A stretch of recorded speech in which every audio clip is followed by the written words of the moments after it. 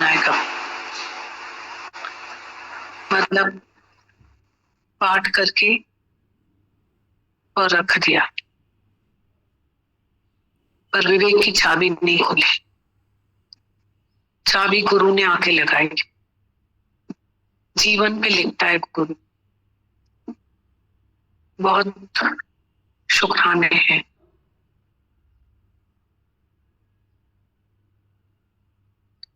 क्योंकि ये प्यार है। पोती पढ़ पढ़ जग मुआ, पंडित पया न कोई, पढ़ाई अखर प्रेम का पढ़े सो पंडित हुए। बहुत शुक्राने हैं। दूसरी बात, गीता भगवान ने इसके वाणी के बीच में एक बहुत अच्छी बोली, दिल से लगने वाली बात थी कि हमारी तपस्या तो गुरु करवाता है। बस फाइनल वर्ड्स। गुरु नहीं बोलता है तो हम भी नहीं बोलते हैं। गुरु नहीं, मतलब शरीर से आता है जाता है, ये करता है वो करता है, ये होता है वो होता है, तो हम भी नहीं करते हैं। गुरु मन की तपस्या में रहता है तो हम भी रहते हैं। सबसे अच्छी बात, सतगुरु सहज समाधि सिखाया, शिवोहम का मंत्र जप।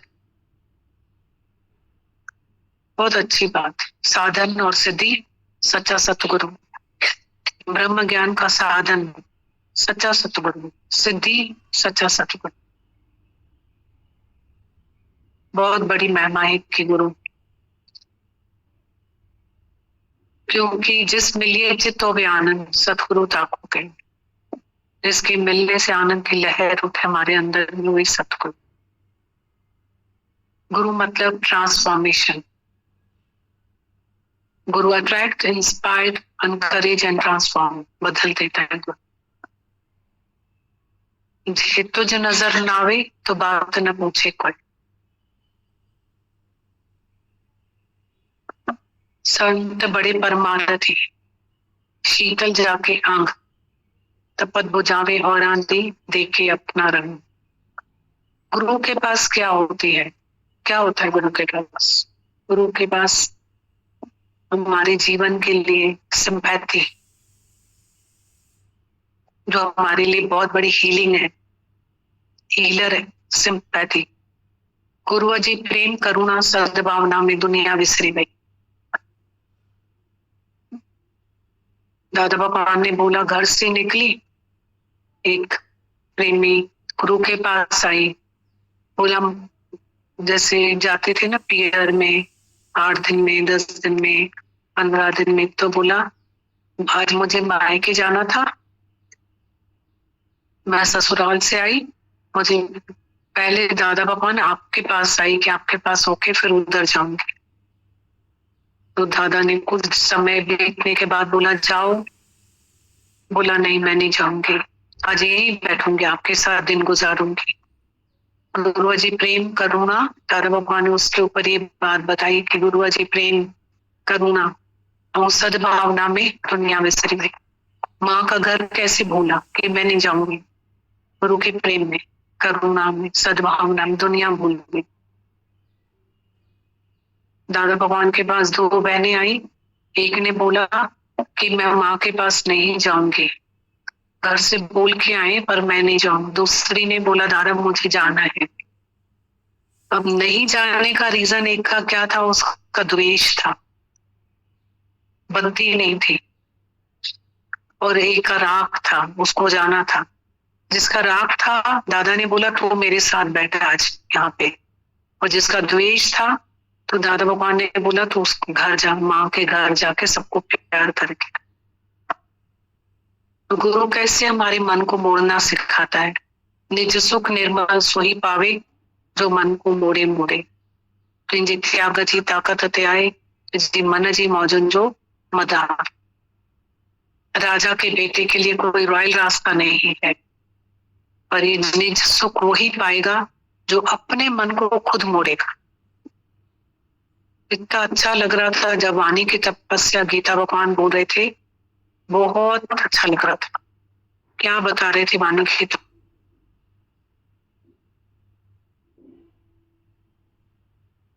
गीता भगवान वाणी की तपस्या में इतना सुंदर बता रहे थे, बोल रहे थे कि वाणी वो जो यथार्थ हो गई। कितनी बड़ी बात बोली।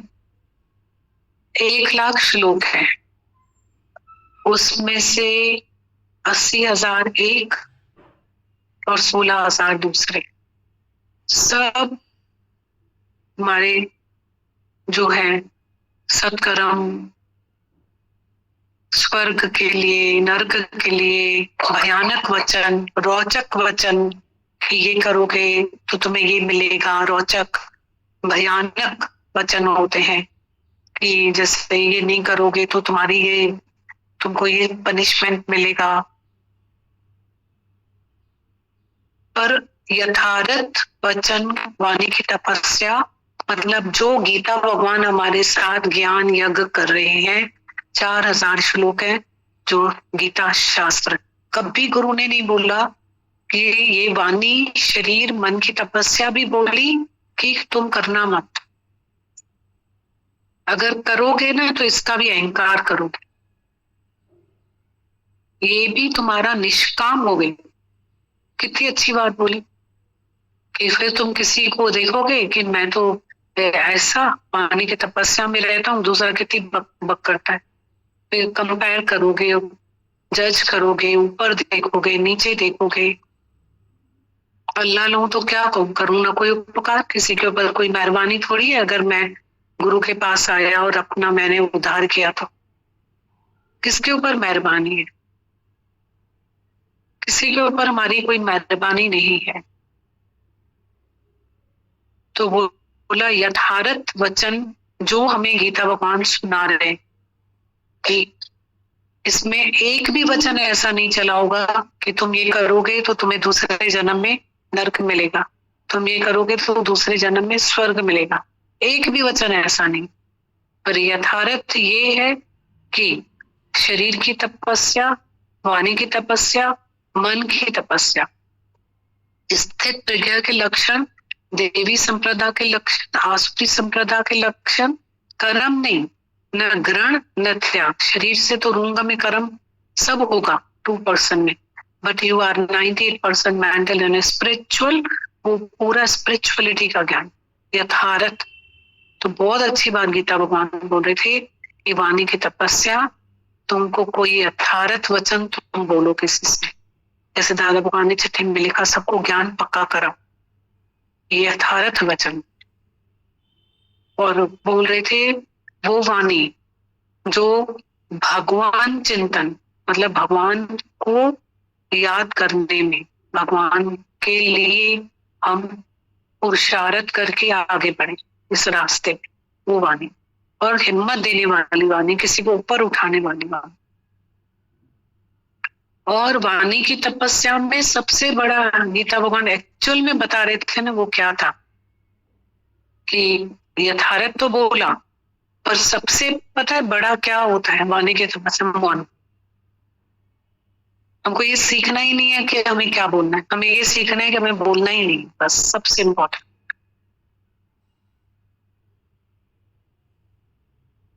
और जब हमारे में ये मौन आएगी ना, तो फिर गुरु बोलेगा हमारे मुख से, फिर हम नहीं बोलेंगे।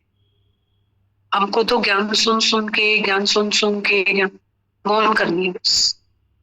तो हम इतना बोलते हैं ना, इतना बोलते हैं कि हमको मौन कर। इतना अच्छा लगता है सुन के कि वे शांत करे, चित्त शांत करे, तुझी शांति के साथ वो जगत ठहरे। तुम शांत करो, कोई शोर नहीं, दूर करो, कोई और नहीं मानो, कोई जोर नहीं। इवन दादा भगवान ने बोला तूफान भी आ जाए ना, ये बिल्कुल लगे घर में ऐसी हलचल हो गई, उसमें भी एक ही इलाज बताया है उन्होंने कि तूफान के समय तुम मान कर कुछ भी यत्न मत करो, तुम शांत करो। ऐसी युक्तियां हैं उनकी। हमें उस समय बाहर या तो हम करने जाते, नहीं करने जाओगे तो अंदर इतना चलता रहता है, नहीं करोगे तो वहां नहीं करोगे, यहाँ किसी से करोगे तो 2 गुनी 4 गुनी बातें हो जाएंगी। तुम शांत करो। एक तो ये भी प्रॉब्लम है ना, हम इधर की उधर उधर की इधर बात करते रहते हैं। सारे दिन में ऐसा समय ही नहीं आना चाहिए कि जो आप किसी व्यक्ति विशेष की बात किसी से ऐसा समय ही नहीं आना चाहिए, और हम वो करने के बगैर रह ही नहीं पाते। इको सिस्टम है, वो बात घूम के उस तक पहुंचती है। दीवार के एक कहावत है, दीवार के कान होता है, वो क्यों बोला, वो बात वहां पहुंच करें क्यों? प्यार की इसलिए गीता भगवान बोलते हैं अंदर जाकर के और अंदर जाके प्यार की खोज ना करो। लो ऑल अलाइक, और अपने स्वार्थ को, अपनी इच्छा को छोड़ दो, अधिकार भावना को छोड़ दो। हमारे अंदर कोई थॉट आता है स्वार्थ के कारण, इच्छा के कारण, अधिकार भावना के कारण, और प्यार में कोई ख्याल ही नहीं आता। और लव इज लव, ये भी बोला गया है। आप जब अंदर अंतर आत्मा से किसी के लिए प्यार रखते हो ना, तो वो प्यार वहां तक जरूर पहुंचता है। और ये सब खटर पटर होती भी किनसे, जिनसे हमारी ममता होती है उनसे ही हमारा स्वार्थ होता है, उनसे हमारा द्वेष होता है, उनसे ही हमारा स्वार्थ, उनसे हमारी इच्छा, उनसे हमारी अधिकार भावना होती। तो तब भी कल माता भगवान की चिट्ठी पढ़ी ना, बेटा हो या बेटी हो, लिखा है ना उन्होंने, गुरु हो, कोई और हो, दोस्त हो, तुम किसी में स्वार्थ नहीं रखो, अधिकार भावना नहीं रखो, धिक्कार दावा दो, किसी में भी मत। कितना अच्छा सिखा रहे थे। ये बहुत बड़ा पॉइंट है। हम अंदर नहीं तो अंदर बकरियां आ जाती हैं, फिर बकरियां बाहर निकालते हैं। अरे बकरियों के लिए दरवाजा खुला रखते हैं, आने देते हैं, फिर बाहर निकालते हैं। खटर पटर अंदर चलती ही रहती है। अंदर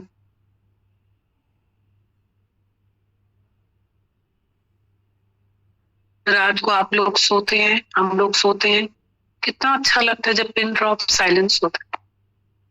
अंदर किचन में बर्तन की आवाज आए रात को सोने के समय, खटर पटर रात भर चलती रहे, अच्छा लगेगा। दिन को चलता है तो ध्यान ही नहीं जाता है।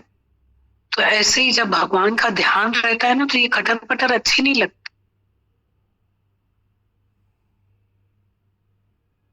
जब दुनिया होती है तो ये खटर पटर पता ही नहीं चलती, हमको चलती रहती है अंदर। लगता है ये तो हमारा स्वरूप है, जैसे तो हमें करना ही है। पर जब गुरु का हमारे पास में वासा होता है ना, तब ये सब अच्छा नहीं लगता। नहीं, वे शांत करे, चित्त शांत करे, तो इनकी शांति तो जगत ठरे, शांत करके बैठ, बहुत अच्छा लगता है। वाणी की तपस्या, मौन, हमारे गुरु ने तो सिखाया। इंद्रियों की तपस्या, इंद्रियों की तपस्या मतलब शरीर की तपस्या। कितना अच्छा बोले थे, मस्त बोला उन्होंने गीता भगवान ने। ज्ञानी जन की, ब्राह्मण की, गुरुजन की, और देवता। देवता मतलब हमारा घर जा बाती भाइयों ठाकुर, घर की सेवा, आत्म पूजा। ये गीता शास्त्र में देवता प्रयोग किया गया शब्द। तुम देवता को प्रश्न करो, देवता तुम्हें प्रश्न करेंगे। जैसे गांव में कैसा होता है, बार्टर सिस्टम होता है कि ये वो हमें, हम उनको, हमारे पास गेहूं है तो हम उनको दे देंगे, उनके पास आलू प्याज है तो वो हमें दे देंगे। ये गीता शास्त्र में लिखा हुआ है कि तुम निष्काम कर्म करके देवताओं को प्रश्न करो, जो तुम्हारे सामने वो तुम्हें प्रश्न करेंगे। सेवा करो, ये गीता शास्त्र में लिखा हुआ है। यज्ञ करके खाओ, राजी करो, प्रश्न करो सबको। घर में कितने कितने बुजुर्ग होते हैं, कितना हम कभी भी किसी को भी इग्नोर ना करें। कोई भी सेवा हो घर में, घर जा भाती भाई ठाकुर, घर जी सेवा, आत्म पूजा। तो बोला कि सबकी सेवा, ब्रह्मचार्य का व्रत। इतनी अच्छी बात बोलते हैं गीता भगवान हमेशा, और हमारे ये कदम, हमारे पैर किधर जाते हैं। तो परहेज कितनी बताइए, शरीर की तपस्या में परहेज कितनी बताइए। बहुत बहुत अच्छी वाणी है ये गीता भगवान की।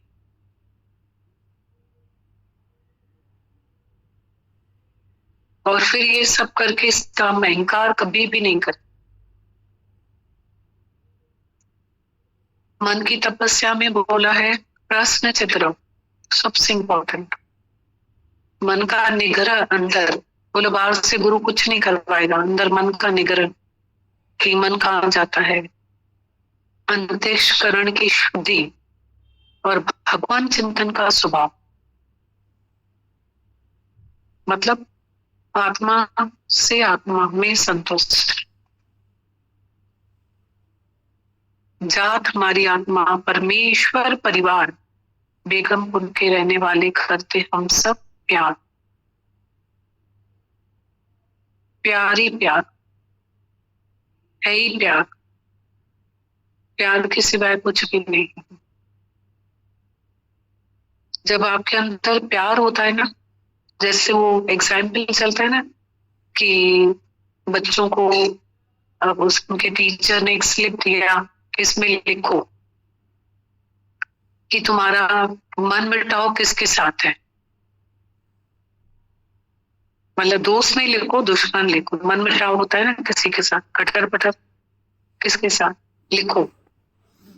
सब जब स्लिप खोली गई, सब बच्चों से ली, सबने किसी न किसी का नाम लिखा, तो उनका भी नाम किसी न किसी ने लिखा। एक बच्चे ने किसी का भी नाम नहीं लिखा, उस बच्चे का नाम किसी ने भी नहीं लिखा। कितना छोटा एग्जाम्पल और कितना बड़ा एग्जाम्पल। हमारे भीतर जो है हर एक अपने पहले दिन हम सत्संग गए थे ना, तो हमने ये बात सुनी थी। पहले दिन मतलब शुरुआत में जब समझ आई होगी, जब सुना होगा, पहले दिन तो बस यही लगा जिस मिलिए चित्तो आनंद सतगुरु ताको खे। पहले दिन तो इतना ही समझ आया था, जिसने रोज बुलाया शुक्राने उस घड़ी की। जब समझ आया शुरुआत में, एक पहली बात सीखी थी कि क्या अगर हम सत्संग नहीं आते थे तो हम अपने स्वभाव को बदल सकते थे क्या, पढ़ सकते थे क्या, फिर किसी का दोष ही नहीं, खत्म। मतलब सारी दुनिया को माफी मिल गई, हमें माफ करने की जरूरत ही नहीं। मतलब क्या हुआ, ज्ञानी अपने स्वभाव को भाव से वश कर सकता है, हमें करना है, पर अज्ञानी नहीं। अब हम उसके स्वभाव में जाएं कि अपने स्वभाव में जाएं, हम यहाँ आके बैठे कि वो यहाँ आके बैठे, खत्म। पूरी दुनिया से आंख गुरुओं ने बंद कर दी और अपना काम शुरू कर दिया। अब हम किस में जाएं, बेटे में, बेटी में, किस में जाएंगे बताओ? घर में, बड़ों में, छोटों में, ए में, बी में, तो पूरा गड़बड़ इधर है, इधर ही ठीक करें। एक माँ है, हम उसको एक ही बात सिखाते हैं कि बच्चे को हाँ बोलो, बोलो तो सही। तो बोले कुछ भी हाँ बोले, अरे बोलो तो सही, हाँ तो बोलो, फर्स्ट मोमेंट पे हाँ तो बोलो, सेकंड मोमेंट तुम्हें राह देगा, मोमेंट पे हाँ तो। जैसे उस कल एक मदर, ये बच्चों के आशीर्वाद का सत्संग नहीं है।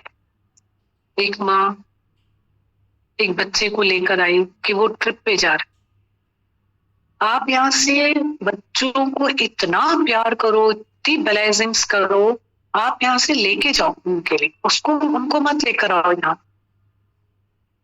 बच्चे को लेकर आई, मैं वो बच्चा इतना परेशान था, मैं उसको बोल रही थी कि तेरे को आज संडे, तेरी आज छुट्टी है, तू रात को देर से सोया, मम्मी जल्दी उठा के लेके आई सत्संग में तेरे को मिलाने के लिए।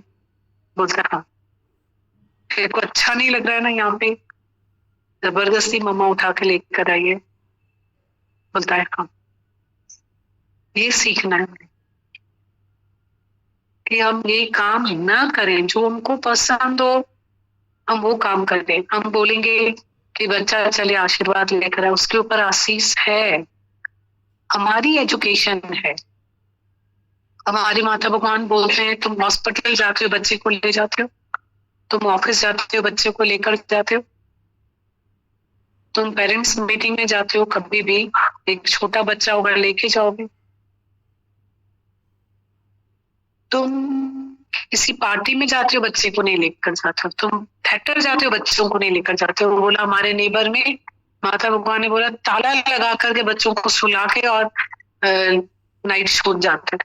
तो बच्चों का यहाँ पे काम नहीं है। हमको जो गुरु हमको अपने बच्चों के लिए सिखाता है ना कि उनको हाँ बोलो,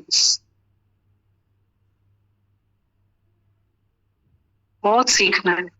और बच्चे का जब हुक्म होगा, जब योग होगा ना, गुरु खुद उसको लेने आएगा, अपना बनाने आएगा। ये पक्की बात है, पक्की बात है। उन्हें तो ये अनुभव किया जीवन में। हम अब गुरु के बन जाए, बाकी तो सब योग खेम का बार गुरु उठाता है, खुद आ जाता है योग खेम का भार उठा। बहुत धरती के इतने शुक्राने हैं।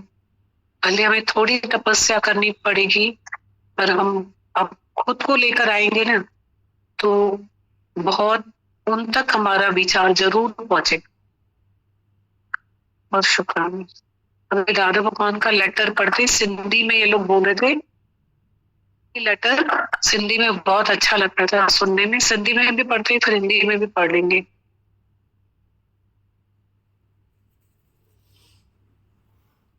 लिखते हैं दादा भगवान, सभिन खे ज्ञान याद कराओ, हे ज्ञान आहे जॾहिं महल गुरु, जॾहिं महल गुरु साम्हूं हुजे त लाहे बीजे।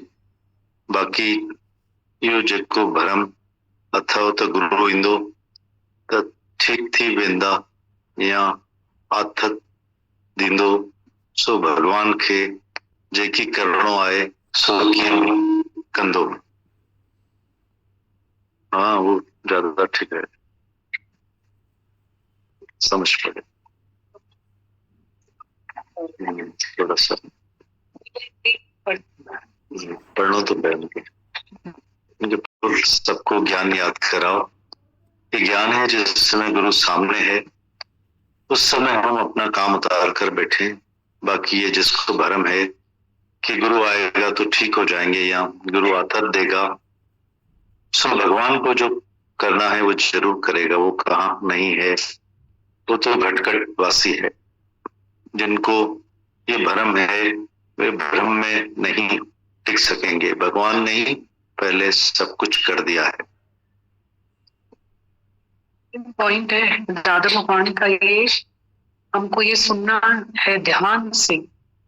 एक बार हमने पढ़ा, हमें 2 बार में समझ ही नहीं आया कि दादा भगवान क्या बोलना चाह रहे हैं। ये बहुत इम्पोर्टेंट है। वो हमें थॉटलेस बनाते हैं। इसको सुनो, ध्यान से सुनना, बहुत इम्पोर्टेंट।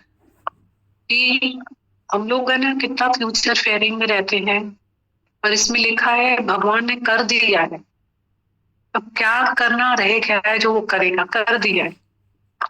और हम बोलते हैं ना ऐसा ना हो ऐसा हो, उसने कर दिया है हमारे लिए, पहले ही कर दिया ऐसा। तो दादा भगवान की बहुत अलग लॉजिक्स, करे ड्यूटी भगवान, ऐसा लिखा है उन्होंने, कर दिया है भगवान। God has already planned for you. Who can be against you?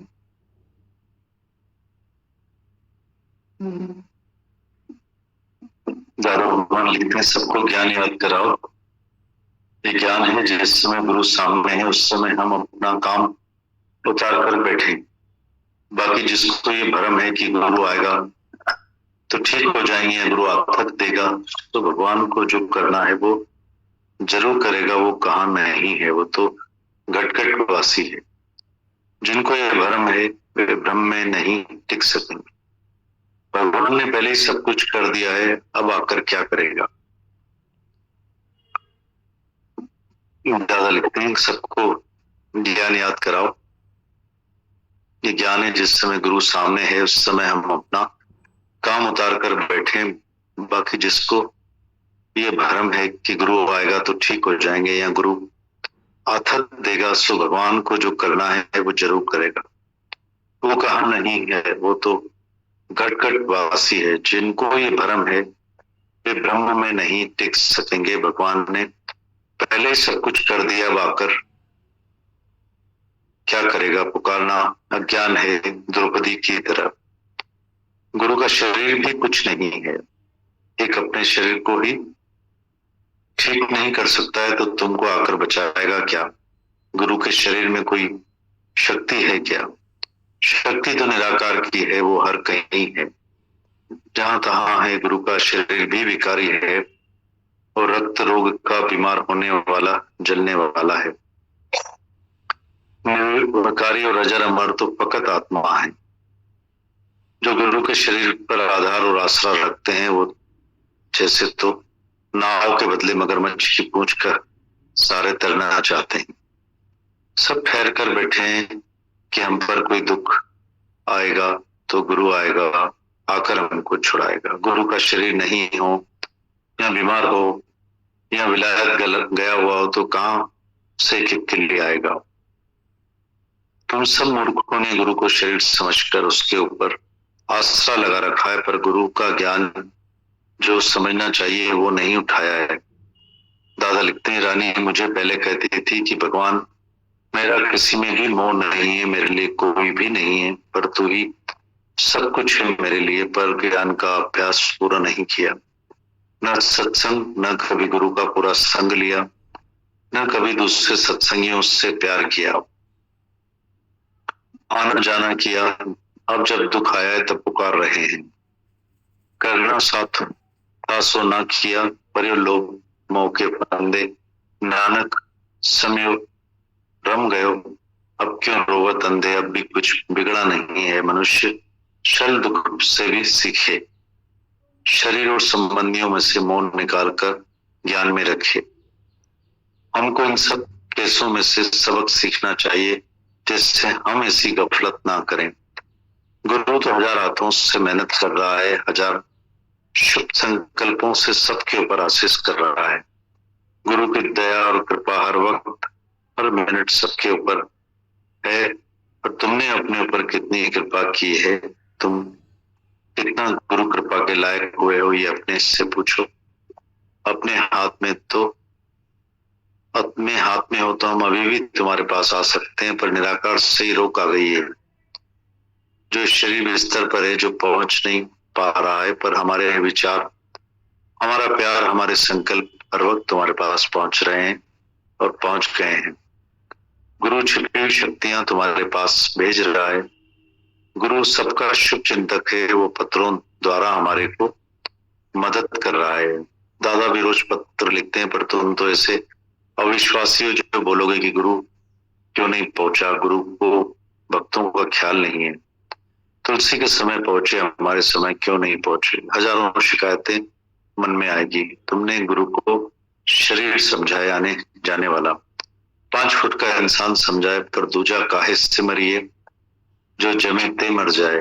एक को सिमरे नानका जो जल थल रहे समाये। 1000 रूपों में भगवान तुम्हारे पास रोज आ रहा है, ये तुम नहीं देख रहे हो। बाकी एक नाम रूप को ही भगवान समझ रहे हो, ये तमोगुणी ज्ञान है। बाकी ज्यादा तुम सब लोगों ने सब समझा हुआ है। विश्वासी एक एक बात पे राज समझ रहा है। दादा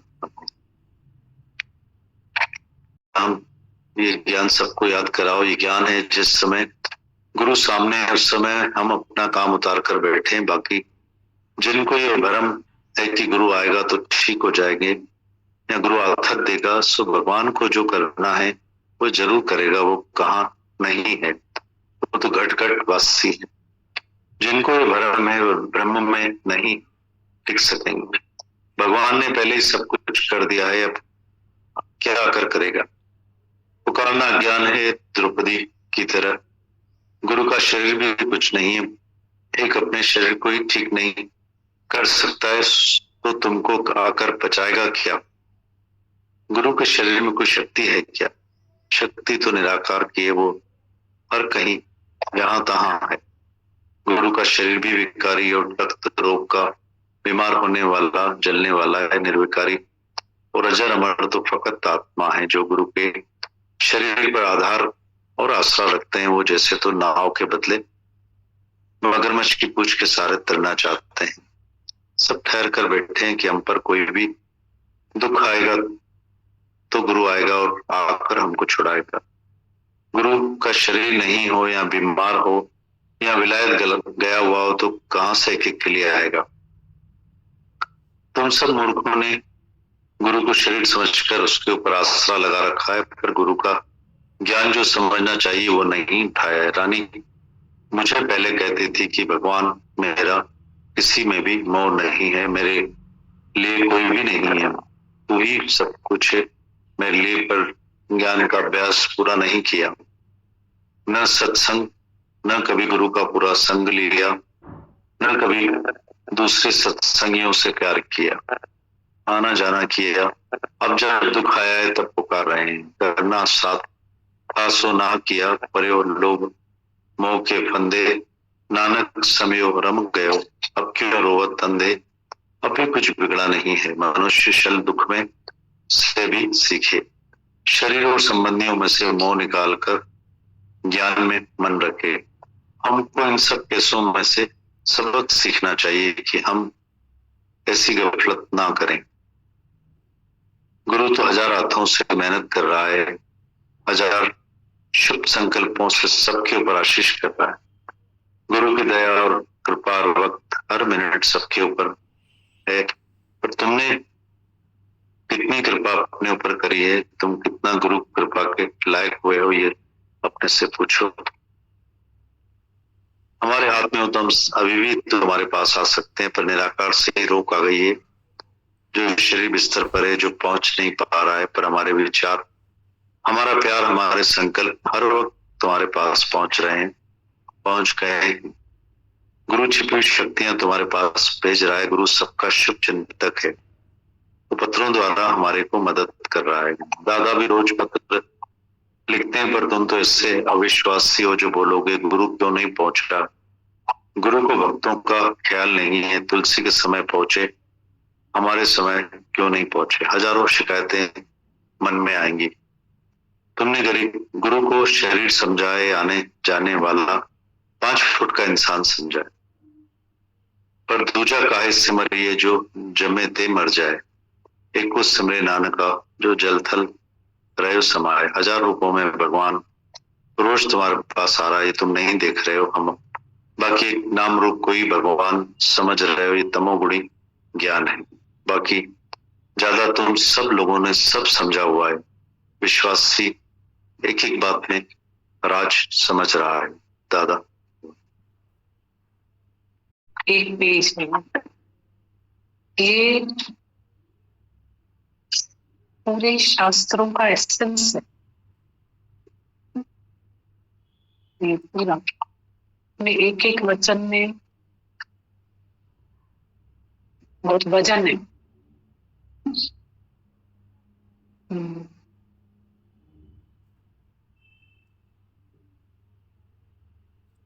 दादा भगवान जी की प्रार्थना पढ़ते हैं।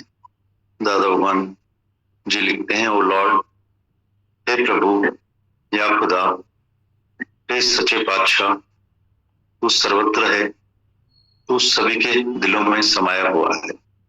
इस जगत की हर चीज में तेरा ही नूर है प्रभु। हमें ऐसी नूरानी नजर दे कि हम हर बंदे में तेरा ही नूर देखें और हम सभी बंदों की हिफाजत तेरी ही सेवा समझकर करें। हमें ऐसी शक्ति दे प्रभु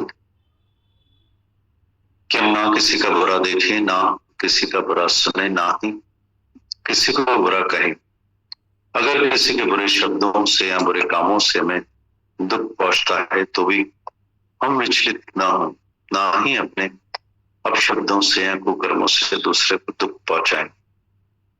हे प्रभु, हमें नम्र बना, उदार बना और क्षमावान भी हम सदा खुश रहें, मुस्कुराते रहें और दूसरों के ओठों पर भी मुस्कुराहट लाएं। हम हमेशा तेरे ही शुक्रानों के गीत गाएं और यह पंक्ति हंसी खुशी तुम्हारे चरण कमलों में समर्पित है। फॉरगिव एंड फॉरगिव दादा भगवान की प्रार्थना में दादाजी लिखते हैं, ओ लॉर्ड, हे प्रभु, या खुदा, हे सच्चे बादशाह, तू सर्वत्र है, तो सभी के दिलों में समाया हुआ है।